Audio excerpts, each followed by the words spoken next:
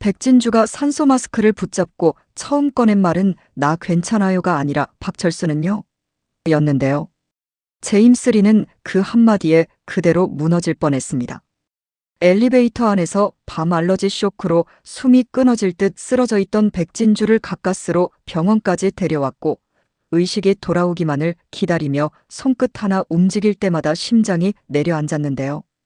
그런데 백진주는 눈을 뜨자마자 자기 목숨보다 박철수 이름부터 찾았습니다. 백진주에게 박철수는 단순한 폭발 기술자가 아니었습니다. 백준기 대표의 차량 폭발 사고와 이어진 핵심 조각이었고 백진주가 7년 동안 붙잡고 버틴 아버지 죽음의 진실로 들어가는 문이었습니다. 제임스 리는 백진주의 손을 붙잡고 겨우 목소리를 눌렀습니다. 진주야, 너 죽을 뻔했어. 지금 박철수가 문제야. 백진주는 산소 마스크 때문에 말이 잘 나오지 않았지만 눈빛만큼은 또렷했습니다. 몸은 아직 떨리고 있었고 목은 타들어가는 것처럼 아팠고 손등에는 수액 바늘이 꽂혀 있었지만 백진주는 멈출 수 없었습니다. 백진주는 제임스 리를 보며 힘겹게 속삭였습니다. 아빠, 사건 다시 놓치면 안 돼요. 그 말에 제임스 리는 아무 말도 하지 못했습니다. 백진주가 왜 이렇게까지 버티는지 제임스 리는 누구보다 잘 알고 있었습니다. 백진주에게 백준기는 그냥 돌아가신 아버지가 아니었습니다. 백준기는 억울하게 죽임당한 사람이고 태미바이오와 숨겨진 증거를 지키려다 박태호에게 짓밟힌 사람이었습니다. 백준기와 함께 죽은 줄 알았던 어린 백진주는 살아남았지만 그 생존은 선물이 아니라 매일 밤 되살아나는 지옥이기도 했습니다. 백진주는 눈을 감을 때마다 백준기의 목소리를 들었습니다. 진주야, 우리 딸 어서 일어나야지. 병원에서 들려오던 그 목소리, 뜨거운 상처 때문에 다시 살아났던 아버지의 얼굴, 자신을 살리기 위해 끝까지 버텼던 백준기의 흔적이 백진주를 놓아주지 않았습니다. 그래서 백진주는 몸이 무너져도 박철수를 먼저 물었습니다. 박철수를 놓치면 백준기 사건이 다시 묻힐 수 있었기 때문입니다. 박민주는 병실 한쪽에서 그 말을 듣고 주먹을 꽉 쥐었습니다. 박민주는 옥집사의 전화를 받고 달려왔습니다. 백진주 씨 밤 알러지가 있죠? 박태호 회장이 그걸 이용하려는 것 같아요. 옥집사의 떨리는 목소리를 들은 순간 박민주는 심장이 얼어붙는 줄 알았습니다. 박태호가 백진주의 알러지를 알고 이용했다는 건 단순한 협박이 아니었습니다. 살인 미수였습니다. 백진주가 재수사를 신청했다는 이유로, 백진주가 백준기 대표의 딸이라는 이유로 박태호는 또다시 사람을 죽이는 방식을 선택했습니다. 박민주는 백진주의 휴대폰으로 수십 번 전화를 걸었지만 연결되지 않았습니다. 제임스 리에게 전화를 걸었을 때도 주차장 접촉사고 때문에 통화가 끊기듯 이어졌습니다. 그때 박민준에게 짧은 메시지가 들어왔습니다. 발신자는 박현준이었습니다. 밤, 진주. 처음에는 무슨 말인지 이해하지 못했습니다. 하지만 옥집사의 경고와 연결되는 순간 박민주는 온몸에 소름이 돋았습니다. 밤 알러지, 백진주, 박태호. 박민주는 곧바로 정우진에게 위치 추적을 부탁했고 제임스 리에게 다시 연락했고 엘리베이터 점검 표지판이 세워진 건물로 달려갔습니다. 그곳에서 박민주는 제임스 리와 마주쳤고 조금 뒤 박현준까지 도착했습니다. 박현준은 숨을 몰아쉬며 나타났습니다. 얼마 전까지만 해도 박현준은 박민준에게 차갑게 말했습니다. 그건 내가 알아서 해. 날 배신한 사람을 지킬 만큼 내가 한가하지가 않거든. 박현준은 그렇게 말했지만 결국 박태호 곁에서 윤영사의 움직임을 듣고 백진주의 위험을 눈치채고 박민준에게 메시지를 보냈습니다. 그리고 결국 직접 현장으로 달려왔습니다. 박현준은 백진주를 용서한 것이 아니었습니다.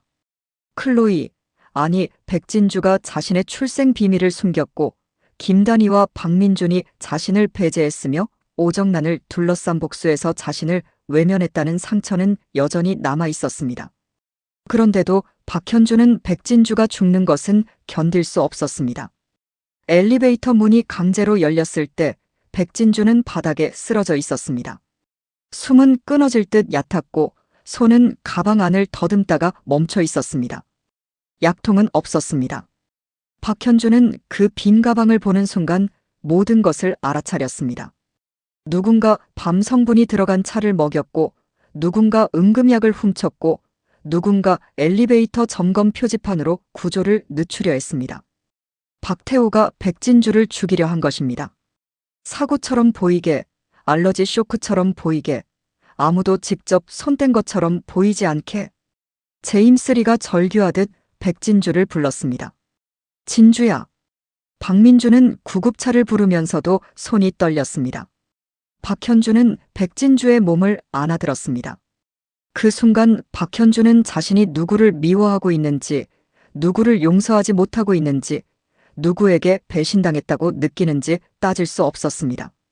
백진주의 몸이 너무 가벼웠고 숨이 너무 약했습니다. 박현주는 백진주를 안고 뛰며 속으로 같은 말만 반복했습니다. 죽지 마. 나 아직 너 용서도 못했어. 그 말을 입 밖으로 꺼내지는 못했지만 박현준의 얼굴은 이미 무너져 있었습니다. 백진주가 병원으로 옮겨지는 동안 박현준은 한 번도 자리를 뜨지 못했습니다. 박민주는 병원 절차를 처리했고 제임스 리는 의사에게 밤 알러지와 약통 분실 윤영사와의 만남을 설명했습니다. 정우진은 곧바로 CCTV 확보에 들어갔고 김단희와 정윤정은 병원으로 달려왔습니다. 김단희는 백진주가 누워있는 병실을 보고 손으로 입을 막았습니다. 김단희에게 백진주는 단순한 동맹이 아니었습니다. 김단희는 김명희의 이름으로 살아오며 30년 전 진실을 쫓았고 백진주는 클로이 리라는 이름으로 7년 전 백중기 사건을 쫓았습니다. 두 사람은 서로 다른 이름 뒤에 숨어 살아온 피해자였습니다. 그런데 박태호는 김명희를 죽였던 것처럼 백중기의 딸 백진주까지 지우려고 했습니다. 김단희는 병실 밖에서 이를 악물었습니다. 박태호는 과거를 덮으려고 현재의 아이까지 죽이려 했어. 정윤정은 김단희의 어깨를 잡았습니다. 단희야, 진정해. 김단희는 떨리는 목소리로 말했습니다. 못해. 이번엔 못 참아. 박태호가 김명희를 죽인 것도 모자라 백중기 딸까지 죽이려고 했어. 이건 절대 덮으면 안 돼. 박민주는 김단희의 말을 듣고 고개를 숙였습니다. 박민준에게 박태호는 한때 아버지였습니다. 지금은 살인자라고 부르고 있지만 어릴 때부터 박태호의 아들로 살아온 세월은 쉽게 지워지지 않았습니다. 그러나 백진주가 병원 침대에 누워있는 모습을 보자 박민준은 더 이상 흔들릴 수 없었습니다. 박태호는 박민준의 아버지이기 전에 백진주를 죽이려 한 사람이고 김단희의 언니 김명희를 죽인 사람이며 백중기 대표를 죽음으로 몰아넣은 의혹의 중심이었습니다. 박민준은 낮게 말했습니다. 이번엔 증거로 잡아야 합니다. 감정만으로는 또 빠져나갈 거예요. 정우진은 병원 복도에서 노트북을 펴고 CCTV를 확인하고 있었습니다. 찻집 CCTV에는 윤영사가 백진주에게 차를 권하는 장면이 찍혀 있었습니다. 백진주가 답답해서 차를 한 번에 마시는 모습도 보였습니다. 주차장 CCTV에는 제임스 리의 차를 일부러 박은 듯한 차량이 있었고 상대 운전자가 제임스 리를 붙잡고 시간을 끄는 모습이 담겼습니다. 엘리베이터 앞 CCTV에는 윤영사가 점검 중 표지판을 세워두는 장면이 잡혔습니다. 또 다른 CCTV에는 의문의 여성이 백진주와 일부러 부딪히고 떨어진 약통을 몰래 챙기는 모습이 희미하게 담겨 있었습니다. 정우진은 이를 악물었습니다. 이거 우연이 아니야. 완전히 짠판이야. 정윤정은 차갑게 말했습니다. 찻잔에 밤 성분만 나오면 끝이야. 정우진은 고개를 끄덕였습니다. 그리고 약통을 가져간 여성, 제임스 리 대표님 차를 박은 운전자, 윤영사 동선까지 연결하면 살인 미수 정황입니다. 박현주는 그 말을 듣고 조용히 서 있었습니다. 박현주는 병실에 들어가지 않았습니다. 병실 안에서 제임스 리가 백진주의 손을 붙잡고 있었고 박민준이 백진주의 상태를 확인하고 있었기 때문입니다. 박현주는 자신이 들어갈 자격이 있는지 알 수 없었습니다. 백진주를 살리는데 자신이 도움을 준 것은 사실이지만 백진주에게 아직 화가 나 있었습니다. 백진주 역시 자신에게 사과했지만 박현준의 상처는 아직 다 풀리지 않았습니다. 박현준은 병실 문 밖에서 백진주의 말을 들었습니다. 박철수는요? 그 말이 박현준의 가슴을 찔렀습니다. 백진주는 죽을 뻔하고도 박철수부터 찾았습니다. 박현준은 잠시 자신이 부끄러워졌습니다. 자신은 백진주가 자신을 존중하지 않았다는 상처에 갇혀 있었습니다. 물론 그 상처는 진짜였습니다. 박현준은 백진주와 박민준, 김단희가 자신을 빼놓고 자신의 비밀을 알고 있었다는 사실에 깊이 무너졌습니다. 하지만 병실 안의 백진주는 자기 목숨보다 백준기 사건을 먼저 묻고 있었습니다. 백진주의 상처도 결코 작지 않았습니다. 박현준은 속으로 중얼거렸습니다. 당신도 이렇게까지 망가졌던 거였습니까? 그 순간 박현준은 백진주를 조금 다르게 보게 됐습니다. 백진주는 자신을 속인 사람이기 전에 아버지를 잃고 이름을 빼앗긴 사람이었습니다. 클로이리로 성공한 디자이너처럼 보였지만 그 안에는 매일 밤 괴물처럼 울부짖었다던 백진주가 있었습니다. 박현준은 말없이 백진주의 약통을 찾아야겠다고 생각했습니다. 박현준은 정우진이 확보한 CCTV 속 여성을 추적하기 시작했습니다. 그 여성은 윤영사에게 약통을 전달했고 윤영사는 다시 찻집으로 돌아갔습니다. 박현준은 윤영사가 약통을 박태호에게 넘겼을 가능성이 크다고 봤습니다. 박현준은 박태호 주변을 감시하던 사람들에게 연락했고 강 실장의 움직임까지 확인했습니다. 그 시각 박태호는 찻집에 앉아 윤영사와 마주하고 있었습니다. 박태호는 차를 천천히 마시며 말했습니다. 특별히 밤을 넣어서 그런지 보리차 맛이 아주 좋아. 윤영사는 그 말을 듣고도 웃지 못했습니다. 윤영사는 백진주를 함정으로 유인했고 찻잔을 확인했으며 엘리베이터 점검 표지판까지 놓았습니다. 하지만 이제 일이 너무 커졌습니다. 백진주가 죽지 않고 병원으로 갔다는 보고가 들어왔습니다. 박민준, 박현준, 제임스 리가 모두 현장에 나타났고 옥집사까지 박민준에게 경고했을 가능성이 있었습니다. 게다가 CCTV가 확보되면 윤영사 자신이 살인 미수의 실행범으로 몰릴 수 있었습니다. 윤영사는 땀을 닦으며 말했습니다. 회장님, 이거 일이 커졌습니다. 백진주가 살아났다면 제 동선도 다 잡힐 수 있어요. 박태호는 무심하게 대답했습니다. 그럼 내가 알아서 정리해야지. 윤영사는 황당하다는 듯 웃었습니다. 제가요? 제가 회장님 시킨 대로 움직였는데요. 박태호의 눈빛이 차가워졌습니다. 내가 언제 백진주한테 밤을 먹이라고 했지? 윤영사는 굳었습니다. 박태호는 계속했습니다. 내가 언제 엘리베이터 표지판을 세우라고 했고 약통을 빼앗으라고 했지? 윤 차장, 조심해서 말해야지. 비리 경찰로 감사받는 사람이 또 사람을 해치려 했다는 말 나오면 너 혼자 끝나는 게 아닐 텐데. 윤영사의 얼굴이 붉어졌습니다. 박태호는 이미 윤영사를 버릴 준비를 하고 있었습니다. 30년 전 김명의 사건 때도 그랬습니다. 돈을 주고 입을 막고 필요할 때는 불러쓰고 위험해지면 장부를 들이밀어 협박했습니다. 윤영사는 자신이 박태호의 약점을 쥐고 있다고 생각했지만 박태호는 언제든 윤영사를 희생양으로 만들 수 있었습니다. 윤영사는 낮게 물었습니다. 그럼 박철수는 어떻게 할 겁니까? 박태호의 눈빛이 미세하게 흔들렸습니다. 윤영사는 그 반응을 놓치지 않았습니다.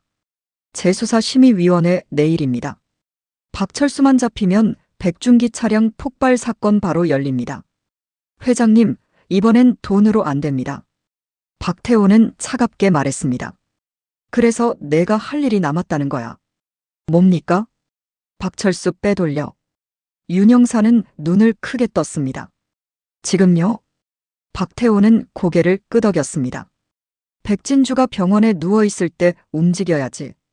박민준이든 박현준이든 정신 팔려 있을 때. 윤영사는 이를 악물었습니다. 박태호는 아직도 계산하고 있었습니다. 백진주가 죽지 않았으면 다음 증거를 없애면 된다는 식이었습니다. 박철수만 사라지면 백진주는 살아있어도 결정적 증인을 놓치게 됩니다. 재수사심의위원회는 흔들릴 수 있고 박태호는 또 시간을 벌 수 있습니다. 그러나 윤 형사에게도 이제 계산이 필요했습니다. 박태호 편에 계속 붙어 있으면 자신은 결국 살인 미수공범으로 버려질 것입니다. 반대로 백진주 쪽에 박철수 위치를 넘기면 최소한 협상 카드가 생깁니다. 윤 형사는 완전히 선한 사람이 아니었습니다. 여전히 자신이 사는 길부터 계산했습니다. 하지만 바로 그 계산 때문에 박태호를 배신할 이유가 생겼습니다.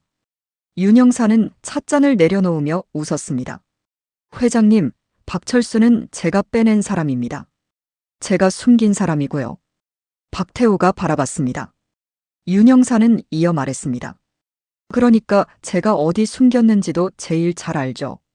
박태호의 눈빛이 날카로워졌습니다. 협박 하나. 윤 형사는 어깨를 으쓱했습니다. 협박은 회장님 전문이시잖아요. 저는 그냥 보험을 말하는 겁니다. 박태호는 천천히 몸을 앞으로 기울였습니다. 윤영수, 너 아직도 내가 예전 윤 형사가 아니라고 착각하나 본데 넌 여전히 내 돈 받은 놈이야. 윤 형사는 웃음을 거뒀습니다. 그 돈 사진도 김단희한테 넘어갔고요. 박태호의 얼굴이 굳었습니다. 윤 형사는 그 순간 확신했습니다. 박태호도 흔들리고 있습니다. 백진주의 생존, 재수사 요청, 밤 알러지 함정 실패, 돈거래 사진, 박철수 문제까지. 박태호는 더 이상 예전처럼 모든 판을 완전히 장악하지 못하고 있습니다. 윤 형사는 자리에서 일어났습니다. 전 이만 가보겠습니다. 박철수는 제가 잘 보겠습니다. 박태호는 낮게 말했습니다. 배신하면 죽어. 윤 형사는 문 앞에서 멈춰 웃었습니다. 회장님, 요즘은 죽인다고 말하는 것도 녹음 조심하셔야 합니다. 윤 형사가 나가자 박태호는 잔을 집어던졌습니다. 박태호는 강 실장에게 전화를 걸었습니다. 윤영수 감시해. 박철수 위치 파악하고 필요하면 윤영수 입도 막아. 강 실장은 잠시 침묵했습니다. 박태호가 날카롭게 물었습니다. 왜 대답이 없어? 강 실장은 낮게 말했습니다. 알겠습니다. 하지만 강 실장의 손은 이미 녹음 버튼을 누르고 있었습니다. 강 실장 역시 박태호가 점점 위험해지고 있다는 것을 느끼고 있었습니다. 백진주를 밤 알러지로 죽이려 한 것도, 윤 형사를 버리려 하는 것도, 박철수까지 빼돌리려는 것도 전부 한계선을 넘고 있었습니다. 강 실장은 아직 박태호를 완전히 배신한 것은 아니었지만 자신이 살아남을 보험을 만들기 시작했습니다. 병원에서는 백진주의 상태가 조금씩 안정되고 있었습니다. 제임스 리는 백진주의 곁에서 한순간도 떨어지지 않았습니다. 백진주가 다시 박철수를 묻자 제임스 리는 결국 참지 못하고 목소리를 높였습니다. 너는 살아야 복수도 해. 백준기가 너 죽으라고 살린 줄 알아. 백진주의 눈에 눈물이 고였습니다. 제임스 리는 평소 침착했습니다. 클로이를 백진주로 살아남게 했고 클로이 리라는 이름으로 지키며 백준기와의 약속처럼 백진주를 보호해왔습니다. 그런 제임스 리가 이렇게 소리친 것은 백진주가 자신을 너무 함부로 다룬다고 느꼈기 때문입니다. 백진주는 힘겹게 말했습니다. 아빠는 죽었는데 나만 살아서요. 제임스 리의 얼굴이 굳었습니다. 백진주는 눈물을 흘렸습니다. 나만 살아서 그래서 멈추면 안 될 것 같았어요. 내가 멈추면 아빠가 진짜 억울하게 묻힐까 봐요. 제임스 리의 눈도 젖었습니다. 살아남은 건 죄가 아니야. 백진주는 고개를 돌렸습니다. 제임스 리는 백진주의 손을 더 세게 잡았습니다. 백준기가 널 살리고 싶어 했던 건 내가 평생 복수만 하라는 뜻이 아니야. 내가 살아서 웃고 사랑하고 내 이름으로 다시 살기를 바랐을 거야. 백진주는 대답하지 못했습니다. 백진주는 자신이 웃어도 되는 사람인지 늘 확신하지 못했습니다. 클로이 리로 성공했을 때도 누군가 자신을 알아봐도 디자인이 인정받아도 마음 한편이 늘 비어 있었습니다. 그 빈자리에 백준기의 죽음이 있었고 박태호의 그림자가 있었고 태미바이오에 숨겨진 증거가 있었습니다. 병실 밖에서 이 대화를 듣던 박현주는 조용히 고개를 숙였습니다. 박현주는 백진주가 클로이 리로 잘 살았다고 생각한 적도 있었습니다. 자신을 속이고 복수를 위해 아델그룹에 들어오고 김단희와 박민준 편에 선 사람이라고만 느꼈습니다. 그런데 백진주는 살아남은 것 자체를 죄처럼 느끼고 있었습니다. 박현주는 자신의 상처가 더 크다고 믿고 싶었지만 병실 안의 백진주를 보며 그 믿음이 흔들렸습니다. 박현주는 약통을 들고 병실 문 앞에 섰습니다. 정우진의 추적으로 약통을 가져간 여성이 한 건물 화장실 쓰레기통에 약통을 버린 사실이 확인됐고 박현준이 직접 찾아냈습니다. 약통은 일부 훼손됐지만 지문과 동선 증거는 남아있을 가능성이 있었습니다. 박현준은 약통을 간호사에게 맡기려다가 결국 병실 문 앞 작은 테이블 위에 올려두었습니다. 그러고는 조용히 돌아서려 했습니다. 그때 백진주가 힘겹게 불렀습니다. 박현준. 박현준은 멈췄습니다. 백진주는 산소 마스크를 조금 내리며 박현준을 바라봤습니다.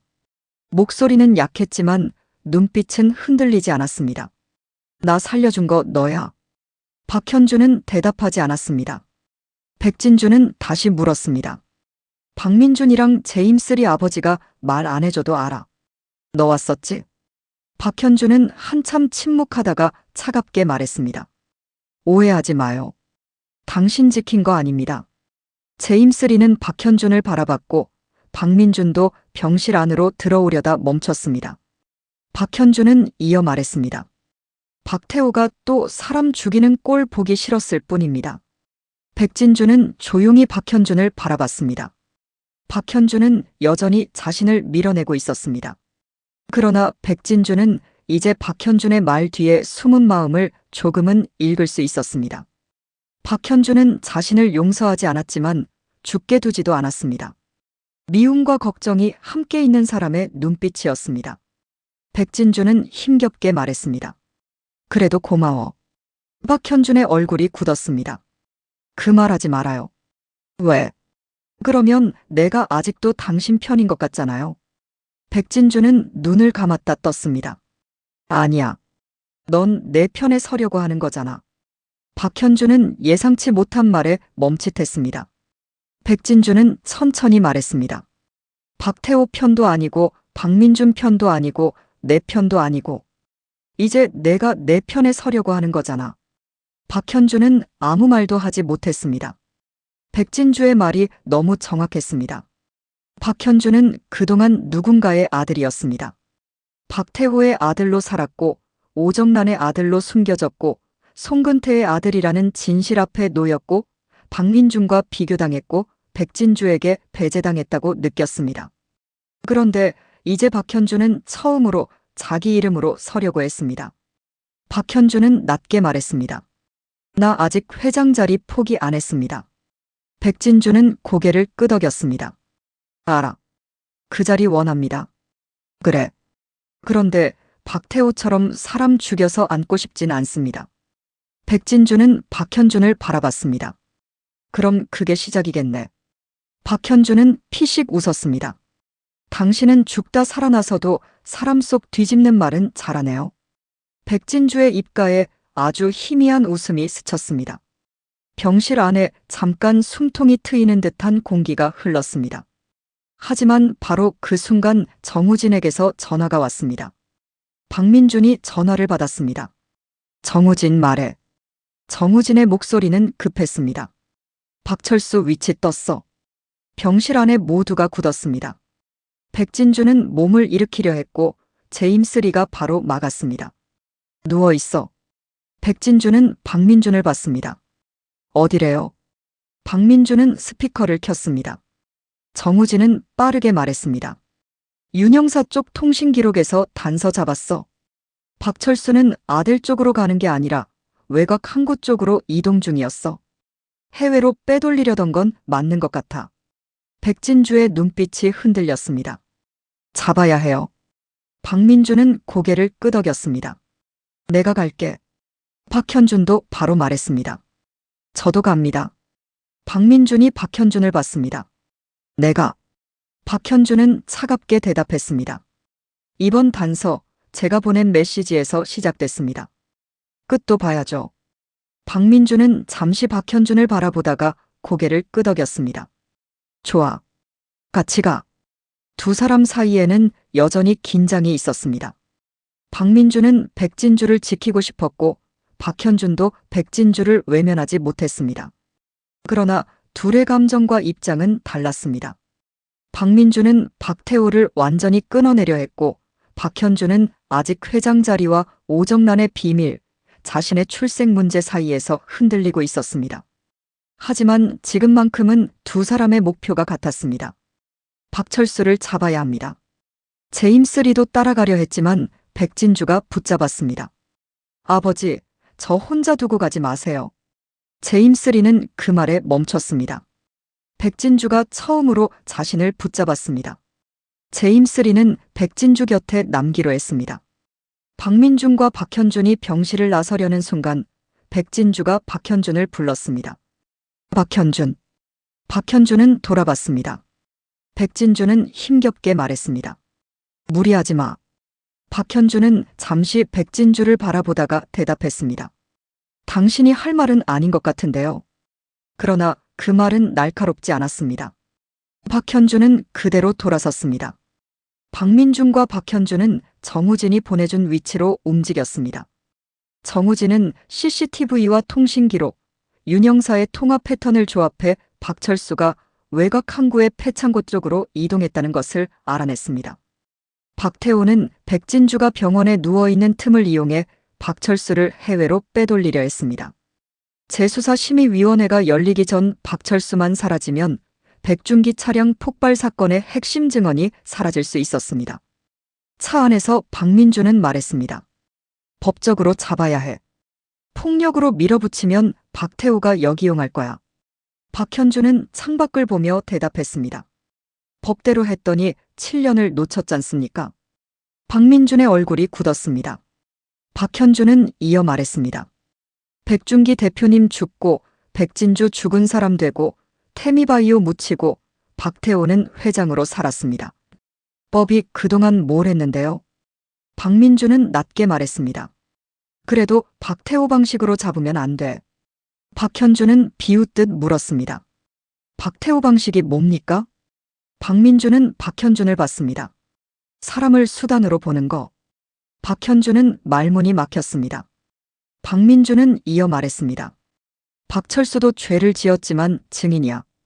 우리가 분노로 망가뜨리면 박태호가 제일 좋아할 거야. 박현준은 대답하지 않았습니다.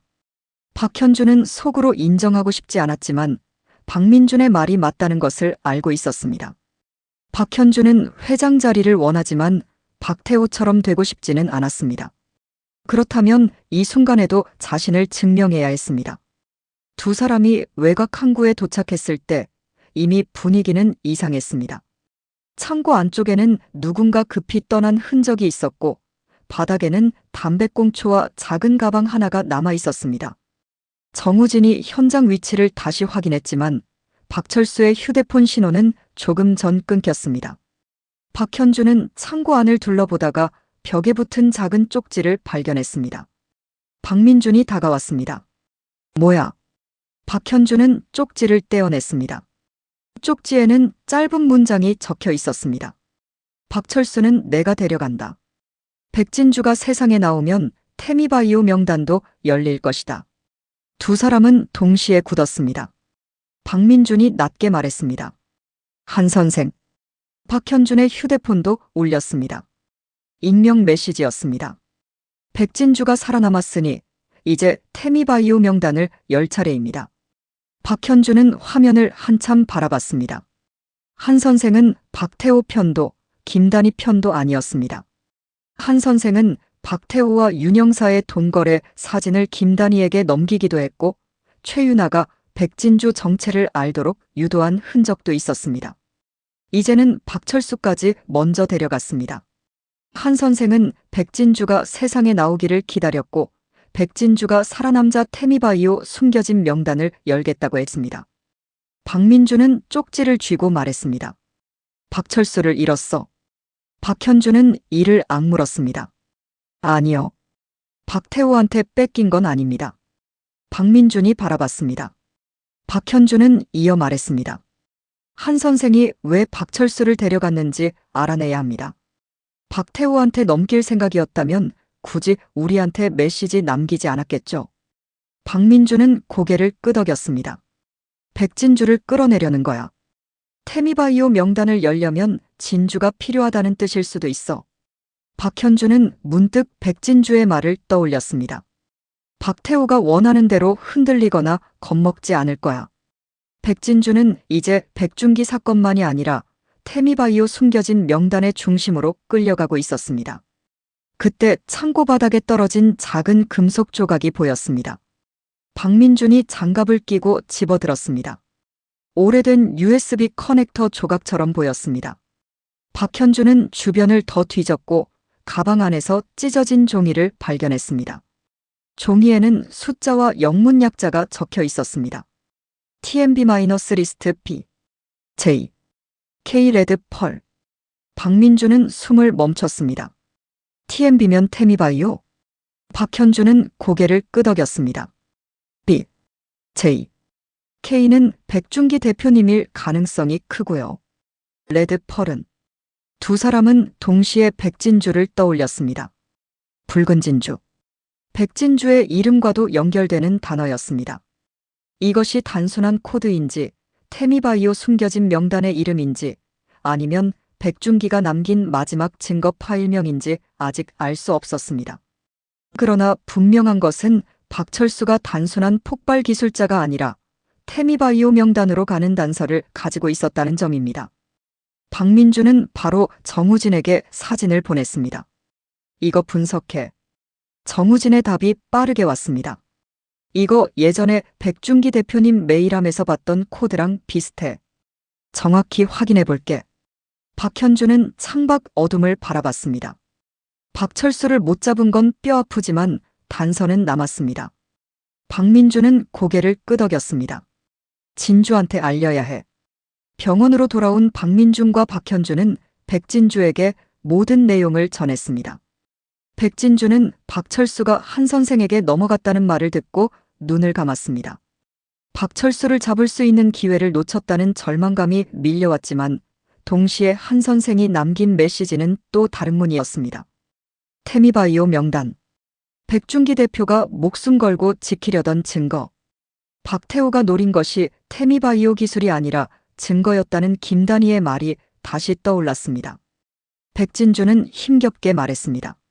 한 선생은 아빠가 남긴 걸 알고 있어요. 제임스 리의 얼굴이 굳었습니다. 그럴 가능성이 큽니다. 박민주는 조각난 종이를 보여줬습니다. TMB-리스트 B, J, K 레드 펄. 정우진이 분석 중이야. 백진주는 레드 펄이라는 글자를 보자 손이 떨렸습니다. 붉은 진주. 그것이 백진주 자신을 뜻하는 것인지 백중기가 남긴 자료의 암호명인지 알 수 없었습니다. 하지만 그 단어가 백진주의 가슴을 깊게 건드렸습니다. 김단희는 병실로 들어오며 그 종이를 봤습니다. 김단희의 얼굴도 굳었습니다. 태미바이오 명단. 백진주는 물었습니다. 사장님, 뭔가 아세요? 김단희는 잠시 침묵했습니다. 아직 모든 것을 말할 수 없었습니다. 김단희의 기억은 여전히 조각났고 김명희와 김단희, 박민준의 출생과 30년 전 아이의 비밀까지 얽혀 있었습니다. 그러나 태미바이오라는 이름은 분명히 백중기와 박태호, 7년 전 차량 폭발 사건만의 문제가 아니었습니다. 30년 전부터 이어진 권력과 돈의 흐름, 박태호가 숨기려 했던 사람들의 명단과 연결돼 있을 가능성이 컸습니다. 김단희는 조심스럽게 말했습니다. 백중기 대표가 숨기려던 건 단순한 연구자료가 아니었을 거야. 누가 박태호에게 돈을 받고 움직였는지, 누가 태미바이오를 빼앗는데 협력했는지, 누가 사건을 덮었는지 그런 이름들이 들어있을지도 몰라. 박현주는 낮게 말했습니다. 그러면 박태호가 백준기 대표님을 죽인 이유가 더 분명해집니다. 박민주는 고개를 끄덕였습니다. 태미바이오 명단이 열리면 박태호뿐 아니라 그 주변까지 무너질 수 있어. 정윤정은 차갑게 덧붙였습니다. 그래서 한 선생이 박철수를 데려간 거겠지. 명단을 여는 열쇠로 쓰려고. 백진주는 병원 침대에서 몸을 일으키려 했습니다. 제임스 리가 바로 말렸습니다. 움직이지 마. 백진주는 고개를 저었습니다. 가만히 있을 수 없어요. 제임스 리가 엄하게 말했습니다. 이번엔 내가 직접 뛰는 게 아니라 내가 살아있는 상태로 싸워야 해. 백진주는 입술을 깨물었습니다. 박현주는 조용히 말했습니다. 맞습니다. 이번엔 우리가 움직이겠습니다. 백진주는 박현준을 봤습니다. 박현준은 여전히 차가운 얼굴이었지만 목소리에는 흔들림이 있었습니다. 박철수는 놓쳤지만 한 선생은 메시지를 남겼습니다. 그건 우리를 부르는 겁니다. 당신이 병원 침대에서 뛰어나가면 박태호가 좋아할 일만 생깁니다. 백진주는 반박하지 못했습니다. 박민준도 말했다. 재수사심의위원회가 내일이야. 내 상태와 오늘 사건 자료를 제출하면 박태호에게 더 불리해져. 박철수 문제는 우리가 쫓을게. 백진주는 천천히 고개를 끄덕였습니다. 마음은 당장이라도 박철수를 쫓고 싶었지만 이번에는 혼자 판단하지 않기로 했습니다. 제임스 리, 박민준, 박현준, 김단희, 정윤정, 정우진 모두가 백진주를 지키며 동시에 백준기 사건을 쫓고 있었습니다. 그때 최윤아가 병원 복도에 나타났습니다. 홍영실은 뒤에서 불안하게 따라왔습니다. 최윤아는 백진주가 죽을 뻔했다는 소식을 듣고 온 것이었습니다. 처음에는 오지 않으려 했습니다. 백진주를 볼 자격이 없다고 생각했습니다. 하지만 자신이 박태호에게 백진주 정체를 흘렸고 그 후 박태호가 백진주를 노렸다는 사실이 최윤아를 짓눌렀습니다. 최윤아는 병실 문 앞에서 멈췄습니다. 박현준이 먼저 봤습니다. 왜 왔어? 최윤아는 고개를 숙였습니다. 할 말이 있어서. 박현준은 차갑게 말했습니다. 또 그래. 최윤아는 눈물을 삼켰습니다. 아니, 이번엔 그냥 말하려고. 백진주는 최윤아를 보았습니다. 최윤아를 보는 것만으로도 가슴이 아팠습니다. 최윤아는 백진주의 디자인을 훔쳤고 백준기 사건에 연루됐고 백진주가 살아있으면 자신이 죽는다며 진실을 숨겼습니다. 하지만 지금 최윤아의 얼굴에는 예전의 뻔뻔함이 없었습니다. 공포와 죄책감이 뒤섞여 있었습니다. 최윤아는 떨리는 목소리로 말했습니다. 나 박태호가 밤 알러지까지 알고 있었던 이유, 어쩌면 나 때문일 수도 있어. 백진주의 눈빛이 굳었습니다. 제임스 리가 날카롭게 물었습니다. 무슨 뜻입니까? 최윤아는 울먹였습니다. 예전에 진주 자료 훔칠 때 디자인 파일만 본 게 아니었어요. 개인정보, 병원 기록, 알러지 기록 같은 것도 섞여 있었어요. 난 그냥 필요 없다고 생각했는데 그 파일이 최삼식 아빠 쪽으로 넘어갔고 그 다음 박태호 쪽에도 갔을 수 있어요. 병실 안의 공기가 얼어붙었습니다. 백진주는 아무 말도 하지 않았습니다. 최윤아는 계속 울었습니다. 나도 몰랐어. 그걸로 이렇게 할 줄은 몰랐어. 제임스 리가 분노로 떨었습니다. 몰랐다는 말로 끝날 일이 아닙니다. 최윤아는 고개를 숙였습니다. 알아요. 그래서 말하러 왔어요. 이제 숨기면 안 될 것 같아서. 백진주는 한참 최윤아를 바라봤습니다. 분노가 치밀었습니다. 최윤아가 훔친 것은 디자인만이 아니었습니다. 백진주의 안전, 백진주의 약점, 백진주의 생명줄까지 훔쳐 박태호에게 흘러가게 만들었을지도 모릅니다. 백진주는 당장 소리치고 싶었습니다. 그러나 목이 아파 말이 잘 나오지 않았습니다. 백진주는 아주 낮게 말했습니다. 너 때문에 내가 죽을 뻔했을 수도 있네. 최윤아는 눈물을 흘렸습니다. 미안해. 백진주는 눈을 감았습니다. 그 말 너무 늦었어. 최윤아는 고개를 끄덕였습니다. 알아. 백진주는 다시 눈을 떴습니다. 그래도 말해. 내가 아는 거 전부. 최윤아는 떨리는 손으로 오래된 자료 파일을 꺼냈습니다. 최삼식과 박태호 쪽 사람이 접촉한 날짜, 사고 전 백준기 일정표가 넘어간 정황, 은화무역이라는 이름을 들었던 기억, 그리고 박철수라는 이름이 처음 언급된 날. 최윤아는 이제 자신이 아는 것을 조금씩 내놓기 시작했습니다. 박현주는 그 모습을 보며 복잡한 감정을 느꼈습니다. 최윤아는 분명 죄인입니다. 그런데 박태호에게 이용당한 말이기도 했습니다. 박현준 자신도 박태호와 오정란, 최윤아, 한 선생에게 이용당해왔습니다. 하지만 이용당했다는 사실이 죄를 없애주지는 않습니다. 박현준은 그 경계를 뼈저리게 느꼈습니다. 김단희는 최윤아에게 물었습니다. 최삼식 씨가 박태호에게 돈을 받은 기록이 있어요? 최윤아는 고개를 끄덕였습니다. 있을 거예요. 엄마가 모르는 통장이 있었어요. 아빠가 그걸로 계속 뭔가 받았어요. 정윤정은 바로 움직였습니다. 그 통장 추적하면 백준기 사건 자금 흐름 하나 더 나옵니다. 정우진은 최윤아의 자료를 받아 분석에 들어갔습니다. 박태호가 밤 알러지를 이용한 살인 미수 사건은 오히려 더 큰 증거들을 끌어올리고 있었습니다. 백진주를 없애려 했던 시도가 백준기 사건 재수사를 더 강하게 만들고 있었습니다. 한편 박태호는 최윤아가 병원에 갔다는 보고를 받았습니다. 박태호는 웃었습니다. 결국 백진주한테 붙었군. 강 실장은 조심스럽게 말했습니다. 최윤아가 알고 있는 내용이 꽤 많습니다. 최삼식 쪽 돈 흐름도 드러날 수 있습니다. 박태호는 차갑게 말했습니다. 최삼식 가족을 희생양으로 만들면 돼. 강 실장은 굳었습니다. 박태호는 이어 말했습니다.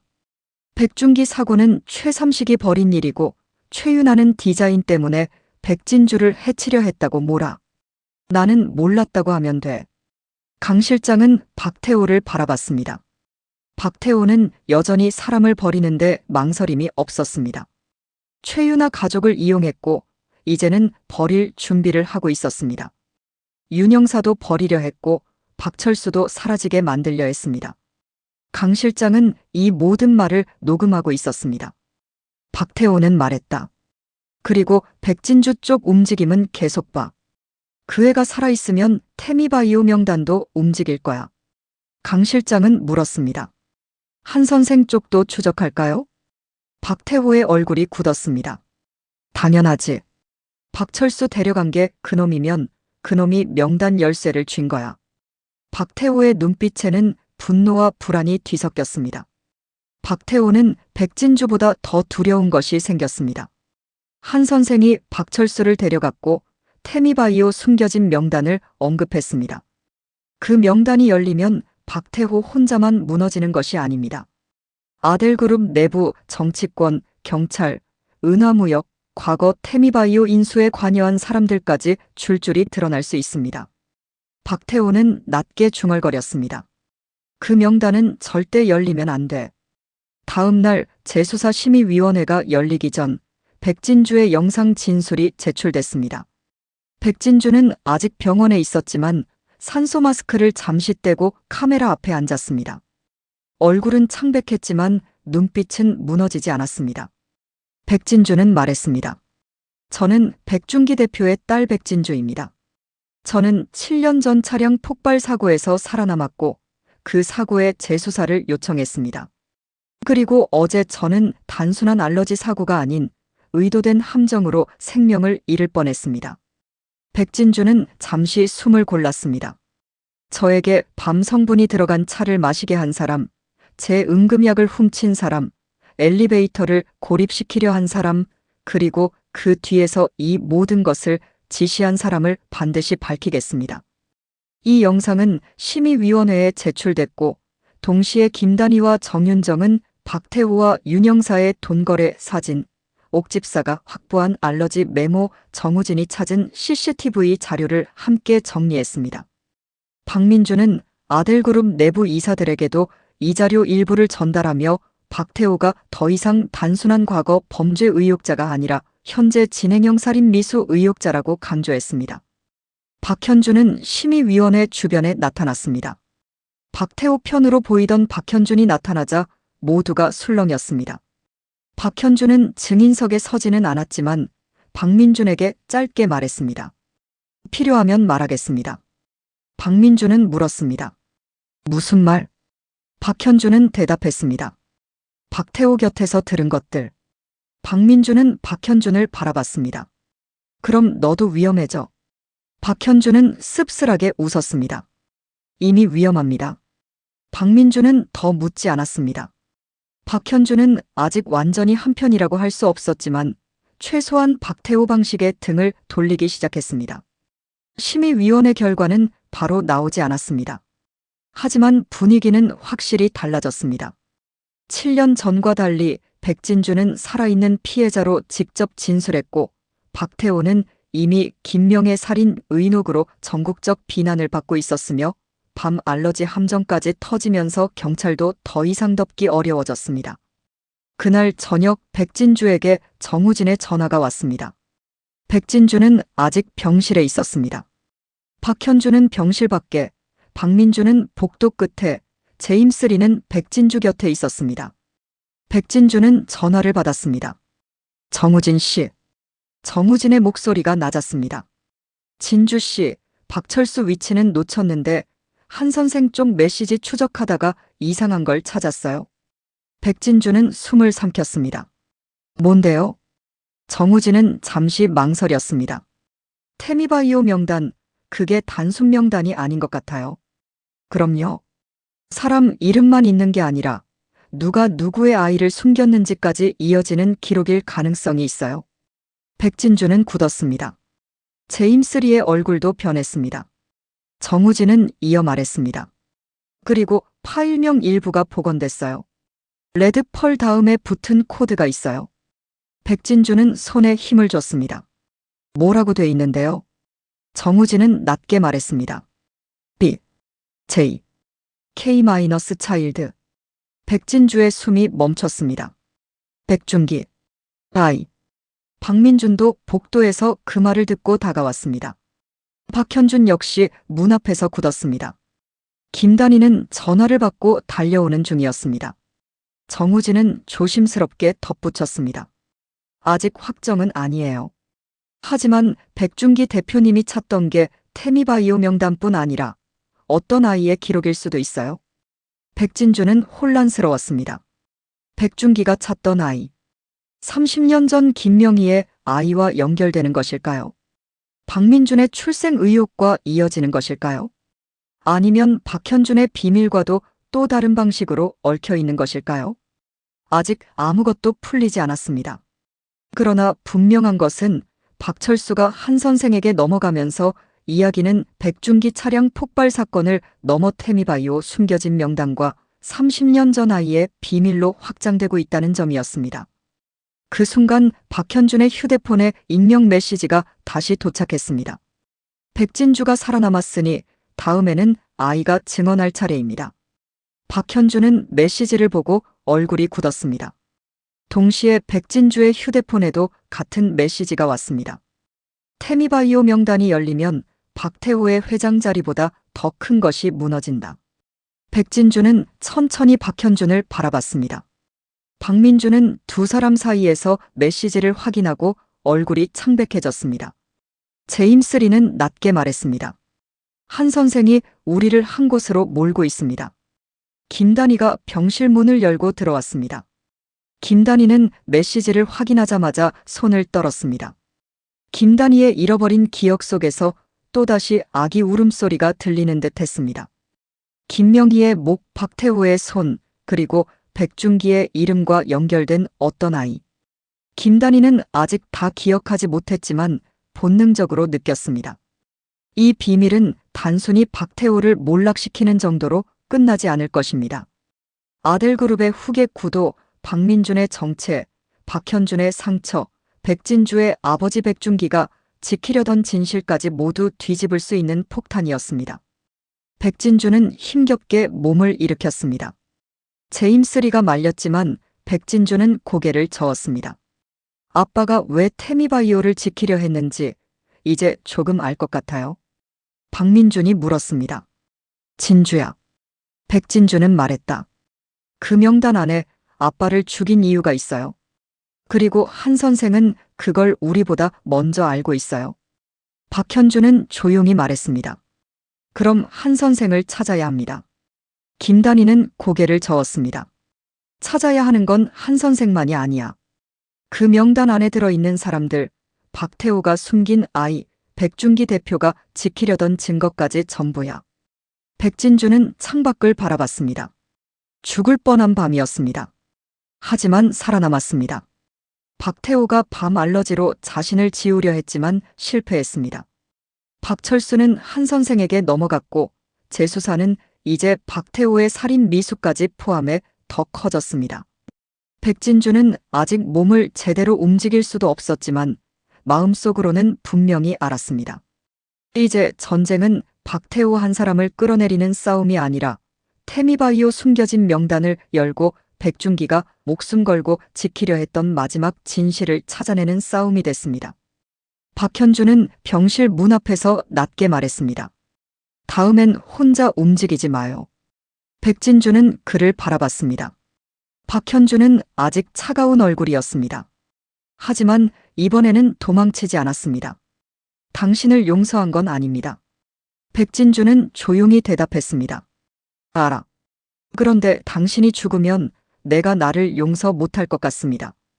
백진주의 눈빛이 흔들렸습니다. 박현주는 이어 말했습니다. 그러니까 살아있어요. 박철수든 한 선생이든 태미바이오 명단이든 살아있어야 끝까지 볼 수 있으니까. 백진주는 아주 천천히 고개를 끄덕였습니다. 살아있을게. 그 말은 제임스 리에게도 박민준에게도 박현준에게도 그리고 죽은 백준기에게도 하는 약속 같았습니다. 복수를 위해서만이 아니라 이제는 진실을 끝까지 보기 위해 살아남겠다는 약속이었습니다. 그리고 그 시각 어딘가의 어두운 방에서 박철수는 두려움에 떨고 있었습니다. 박철수 앞에는 한 선생의 사람이 놓고 간 서류 봉투가 있었습니다. 봉투 위에는 단 한 줄이 적혀 있었습니다. 백준기가 남긴 명단을 여는 열쇠는 내가 아니라 백진주다. 박철수는 떨리는 손으로 봉투를 열었습니다. 안에는 오래된 사진 한 장과 작은 저장 장치가 들어 있었습니다. 사진 속에는 젊은 백준기와 누군가에게 안긴 아기가 흐릿하게 찍혀 있었습니다. 사진 뒷면에는 붉은 글씨로 적혀 있었습니다. 붉은 진주가 돌아오면 아이의 이름도 돌아온다. 박철수는 공포에 질린 눈으로 문 쪽을 바라봤습니다. 한 선생은 이미 판을 열었습니다. 백진주가 살아남았고 박태호의 살인 미수는 실패했으며 박철수는 박태호가 아니라 한 선생에게 넘어갔습니다. 이제 태미바이오 숨겨진 명단은 단순한 비리장부가 아니라 백준기와 김명애, 김단희, 박민준, 박현준, 그리고 아델그룹의 진짜 후계 구도까지 흔들 수 있는 금지된 문이 되어가고 있었습니다. 그 문이 열리는 순간 박태호가 두려워한 것은 백진주의 증언만이 아니라는 사실이 드러날 것입니다. 박태호가 정말로 숨기고 싶었던 것은 백준기를 죽인 이유, 김명희를 죽인 밤, 김단희가 잃어버린 기억 그리고 아직 이름을 되찾지 못한 아이의 정체일지도 모릅니다. 백진주는 병실에서 아버지 백준기의 사진을 바라보며 조용히 말했습니다. 아빠, 나 살아남았어. 그러니까 이제 아빠가 숨긴 문도 내가 열게. 그 순간 백진주의 휴대폰에 마지막 메시지가 도착했습니다. 재수사는 시작일 뿐이다. 태미바이오 명단이 열리면 박태호가 만든 가족은 모두 무너진다. 백진주는 메시지를 지우지 않았습니다. 오히려 화면을 오래 바라봤습니다. 이제 백진주는 알았습니다. 박태호가 밤을 넣은 보리차로 자신을 지우려 한 그날 밤은 끝이 아니라 시작이었습니다. 백진주가 죽지 않고 살아남은 순간 박태호의 살인 미수는 증거가 되었고 박철수의 실종은 한 선생의 초대장이 되었으며 태미바이오 명단은 아델그룹 전체를 삼킬 다음 폭풍이 되어 다가오고 있었습니다.